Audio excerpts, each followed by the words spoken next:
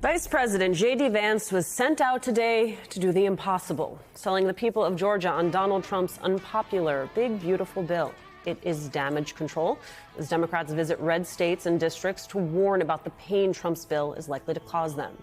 And Georgians already know what's at stake. Most voters are opposed to the bill, under which, according to KFF, 500,000 of them, roughly 14 million Americans nationwide, could lose their health insurance over the next 10 years.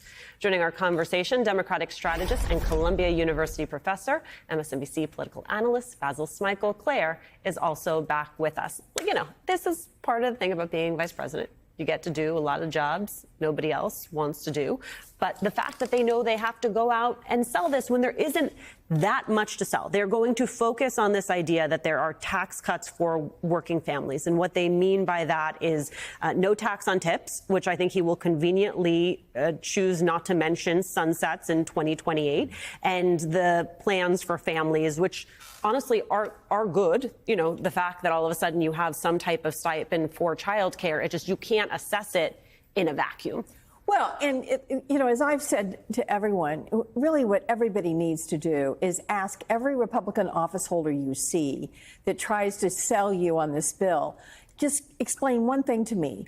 Why is the tax cut for overtime and tips temporary, and the tax cut for billionaires' jets are permanent? Yeah. To me, that kind of is all you got to say. Right. It operates as a rhetorical question. It's a rhetorical question, but the stuff for the rich people is permanent. The stuff for working people, they're only putting in to fool people for a couple of years until the election's over. It is so cynical. It is so bad. And the idea that they're out there with a straight face acting like, well, we've really taken care of the working people, when in reality, all they're doing is, you know, putting lipstick on a pig. Right, which is particularly important for them, given that they do see a realignment. They believe that they have these working class voters who were able to be a substantial part of their electorate in the last election. They know they would have to maintain them, and yet they haven't actually done anything for them in the little that they have done. That's true. I heard you talking about Latino voters earlier. I think the same is true from some of the conversations I've had with Asian American voters in the way that they're looking and voting. And so it's a really critical time for Democrats if they want to be able to win back any of those lost voters or constituencies. But your initial comment, I think, is true, that we tend to think of the job as the vice president like Sisyphus, right? Rolling the boulder uphill and, you know, these no-win situations. But this is different, not only because, you know, vice presidents tend to be effective surrogates for their presidents. There really is no surrogate operation for Donald Trump. It's just Donald Trump, right? So you put J.D. Vance out there to take all of these hits, and it sort of takes away the conversation about will he or won't he run in 4 years. But it sort of continues to elevate Donald Trump.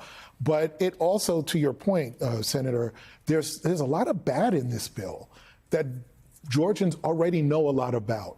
So no matter what positive language and messaging he can come out there with, there's a ton of other stuff that Democrats can come back with to say, actually, you're wrong, that a lot of the benefits do accrete to the top 20% income earners in this state. So tell me now how this actually benefits me. And when you kind of layer on top of that a lot of the, so the symbolism of a J.D. Vance and his, what he's supposed to represent for that rural voter, for that, working class voter, and recognize that people like Stacey Abrams have already gone into those areas and kind of laid foundation for what those voters should be looking at, also talking about the voter suppression that took place there.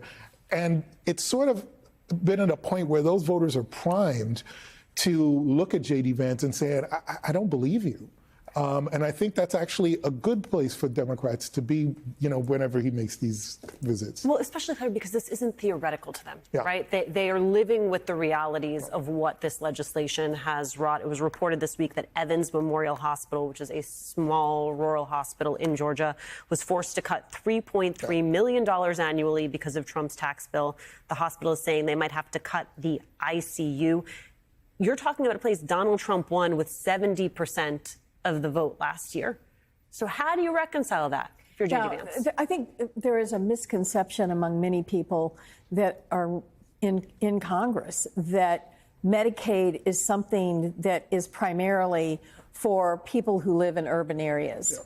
The reality is there are more people per capita on Medicaid in rural America than there are in urban America. And it is going to be devastating to rural health care. And, you know, listen, I get it, J.D. Vance is getting a hard job, but bless his heart. I mean, he's taken like 8 vacations He's well already. rested. He's well I mean, he rested. was on the That's ski slopes true. 5 That's days right. after he got the job. But he had to walk through scary Union Station, so it probably undid all of the rest and he relaxation. shut down the Taj Mahal, he shut down the Coliseum, he shut down Disney World for his family. So he's getting a lot of breaks from this tough job he has. But I will agree that selling this bill is one of the toughest one he has, because I think most Americans know better. Oh, go ahead. No, just because there's an interesting sort of add-on to this conversation, and it's with what's happening in Texas. When you, and we've talked about this sort of apartheid state that it seems like they're trying to create when they draw these lines. It's also important to note that this bill, along with other budget, sort of negotiations in D.C., is all about pushing these block grants to states, right? So if you're a Republican governor or a Republican legislature of a state, and you're looking not only at the effects of this bill, this tax bill, but also thinking about the lines and they've been drawn, my mind goes to, well, how are the governor